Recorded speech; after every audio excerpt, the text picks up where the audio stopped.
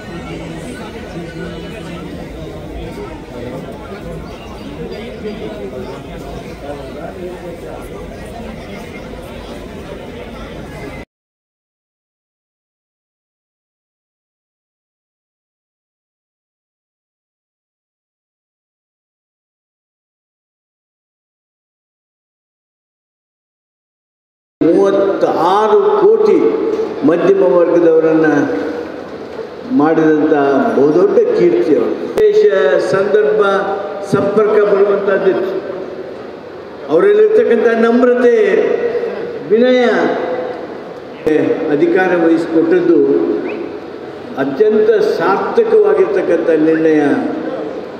ಮನಮೋಹನ್ ಸಿಂಗ್ರವರು ಪ್ರಧಾನಿ, ಈ ದೇಶ ಕಂಡಂಥ ಒಬ್ಬ ಶ್ರೇಷ್ಠ ಆರ್ಥಿಕ ತಜ್ಞರಾಗ್ತಾರೆ. ಮೃದು ಸ್ವಭಾವದವರು, ಬಹಳ ಇವರನ್ನು ಭೇಟಿ ಮಾಡ್ತಕ್ಕಂಥ ಅವಕಾಶ ಸಿಕ್ಕಿತ್ತು.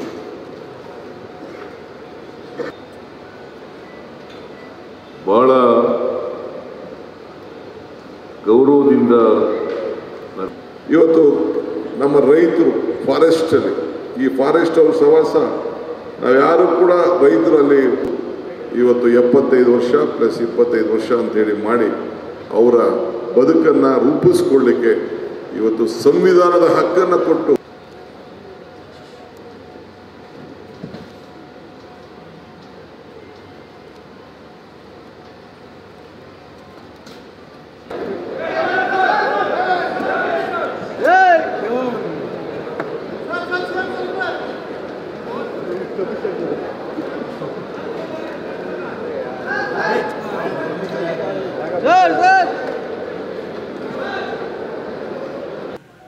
ಮನಮೋಹನ್ ಸಿಂಗ್ ಅವರು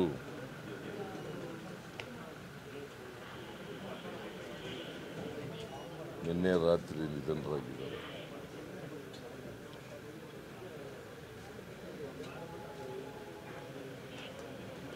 ಅವರಿಗೆ 92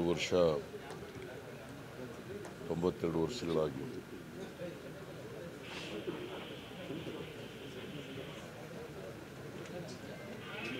ಅವರು ಒಂದು ರೀತಿಯಲ್ಲಿ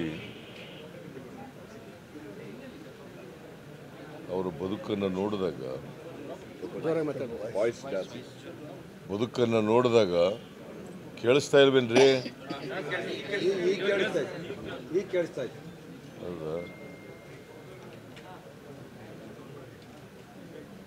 ಅವರು ಒಂದು ರೀತಿ ಪವಾಡ ಆದ ರೀತಿಯಲ್ಲಿ ಅವರ ಬದುಕನ್ನು ನೋಡಲಿಕ್ಕೆ ಸಾಧ್ಯ ಆಗುತ್ತೆ. ಇವತ್ತಿನ ಪಾಕಿಸ್ತಾನ ಇದೆಯಲ್ಲ, ಅಲ್ಲಿ ಒಂದು ಕುಗ್ರಾಮದಲ್ಲಿ ಜನಿಸ್ತವರು, ಪಂಜಾಬ್ ಪ್ರಾವಿನ್ಸ್.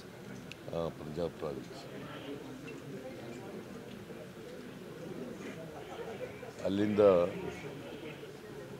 ದೇಶದ ಒಬ್ಬ ಖ್ಯಾತ ಪ್ರಸಿದ್ಧ ಅರ್ಥಶಾಸ್ತ್ರಜ್ಞರಾಗ್ತಾರೆ.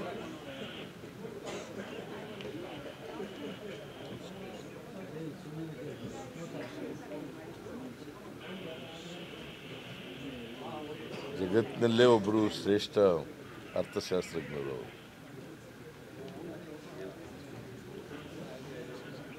ಅವರು 5 ವರ್ಷ ನರಸಿಂಹರಾಯರ ಸಂಪುಟದಲ್ಲಿ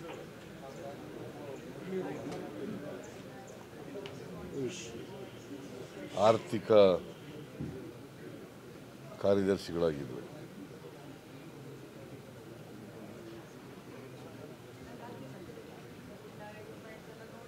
ಆ ಕಾಲದಲ್ಲಿ ಉದಾರೀಕರಣ, ಖಾಸಗೀಕರಣ ಮಾಡಿ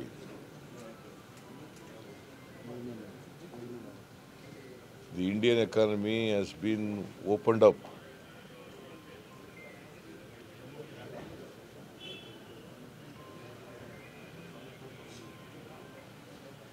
In the global sphere.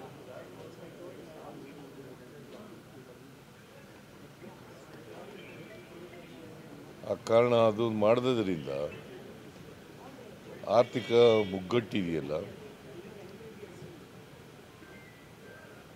ದೇಶದಲ್ಲಿದ್ದಂಥ ಆರ್ಥಿಕ ಮುಗ್ಗಟ್ಟು ಅದು ನಿವಾರಣೆ ಆಯಿತು ಅಂತಕ್ಕಂಥದ್ದನ್ನು ಇವತ್ತು ನಾವೆಲ್ಲರೂ ಕೂಡ ಸ್ಮರಿಸ್ಕೋಬೇಕಾಗಿದೆ.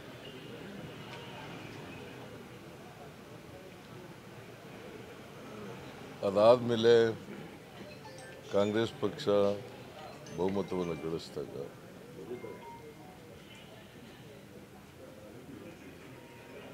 ಶ್ರೀಮತಿ ಸೋನಿಯಾ ಗಾಂಧಿಯವರು ಪ್ರಧಾನಮಂತ್ರಿ ಆಗಲಿಕ್ಕೆ ನಿರಾಕರಣೆ ಮಾಡಿದಾಗ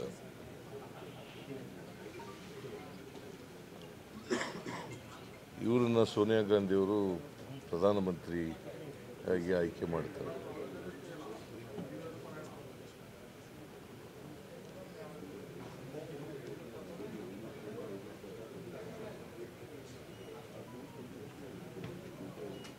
ಸುಮಾರು 10 ವರ್ಷಗಳ ಕಾಲ ಈ ದೇಶದ ಅಧಿಕಾರದ ಚುಕ್ಕಾಣಿಯನ್ನು ಹಿಡಿದು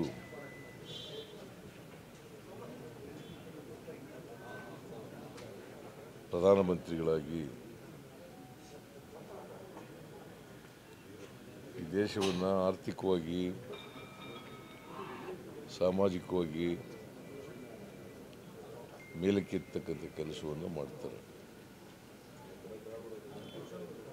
ಬಹುಶಃ ದೇಶ ಕಂಡಂಥ ಪ್ರಾಮಾಣಿಕ ಪ್ರಧಾನಮಂತ್ರಿಗಳಲ್ಲಿ ಇವರು ಕೂಡ ಒಬ್ಬರು.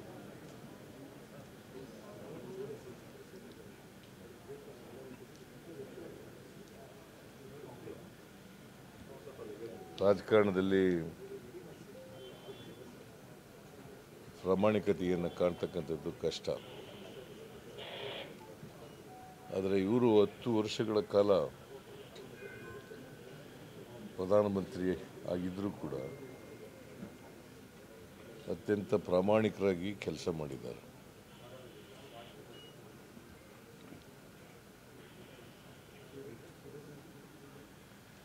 ದೇಶದ ಆರ್ಥಿಕತೆ ಮೇಲೆ ಒಂದು ದೊಡ್ಡ ಇಂಪ್ರಿಂಟನ್ನು ಬಿಟ್ಟೋಗಿದ್ದಾರೆ.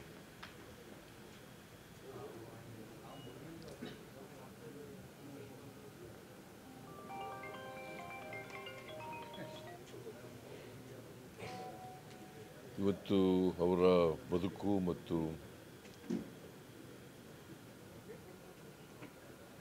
ಅವರ ಆರ್ಥಿಕವಾಗಿ ಮಾಡಿದಂಥ ಕೆಲಸಗಳು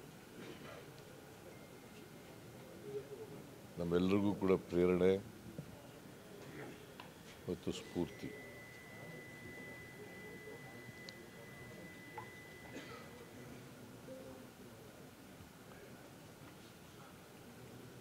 ಯಾವತ್ತೂ ಕೂಡ ಪ್ರಧಾನಮಂತ್ರಿ ಆಗಿದ್ದೀನಿ ಅಂತೇಳಿ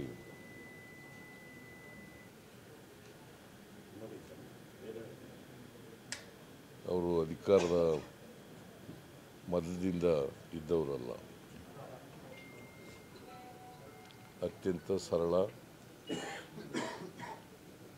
ಸಂಭಾವಿತ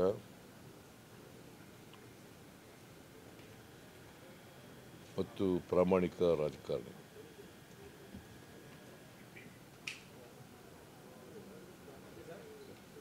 ದಿ ಮೋಸ್ಟ್ ರೆಸ್ಪೆಕ್ಟೆಡ್ ಮ್ಯಾನ್.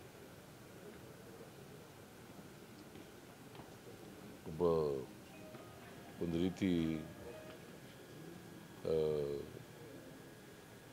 ಗೌರವ, ರಾಜಕೀಯದಲ್ಲಿ ಗೌರವದಿಂದ ಬದುಕ್ತಂಥ ವ್ಯಕ್ತಿ. ಅಂಥ ವ್ಯಕ್ತಿ ಇವತ್ತು ನಮ್ಮನ್ನು ಅಗಲಿದ್ದಾರೆ.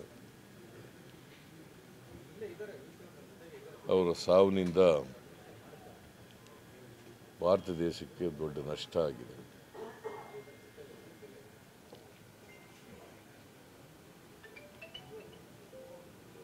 ಅವರ ಸಾವಿನ ದುಃಖವನ್ನು ಭರಿಸ್ತಕ್ಕಂಥ ಶಕ್ತಿ ಕೊಡಲಿ ಅಂಥೇಳಿ ಅವರ ಕುಟುಂಬ ವರ್ಗದವರಿಗೆ ಪ್ರಾರ್ಥನೆ ಮಾಡ್ತೇನೆ. ಮತ್ತು ಅವರ ಎಲ್ಲ ಸ್ನೇಹಿತರು, ಅಭಿಮಾನಿಗಳು ಅವರೆಲ್ಲರಿಗೂ ಕೂಡ ಸಾವಿನ ದುಃಖವನ್ನು ಭರಿಸ್ತಕ್ಕಂಥ ಶಕ್ತಿ ಕೊಡಲಿ ಅಂತೇಳಿ ಪ್ರಾರ್ಥನೆ.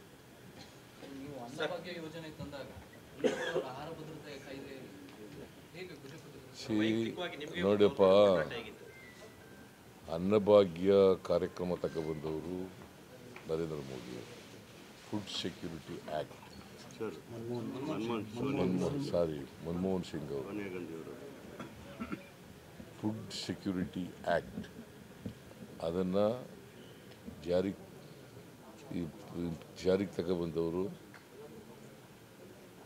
ಅದನ್ನು ಜಾರಿ ಮಾಡಿದವರು ಮನಮೋಹನ್ ಸಿಂಗ್ ಅವರು.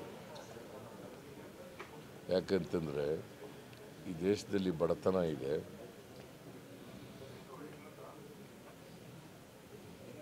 ಅದರಿಂದ ಎಲ್ರಿಗೂ ಕಡಿಮೆ ದರದಲ್ಲಿ ಆಹಾರ ಸಿಕ್ಕಬೇಕು ಅಂತೇಳಿ, ₹3 ಸಿಕ್ಕಬೇಕು ಅಂತೇಳಿ ಇಡೀ ಬಡವರು, ದೇಶದ ಬಡವರು ₹3 ಸಿಕ್ಕಬೇಕು ಅಂತೇಳಿ ಕಾನೂನು ಮಾಡಿದವರು. ಅದಕ್ಕೆ ಮೊದಲು ಈ ಕಾನೂನು ಇರಲಿಲ್ಲ.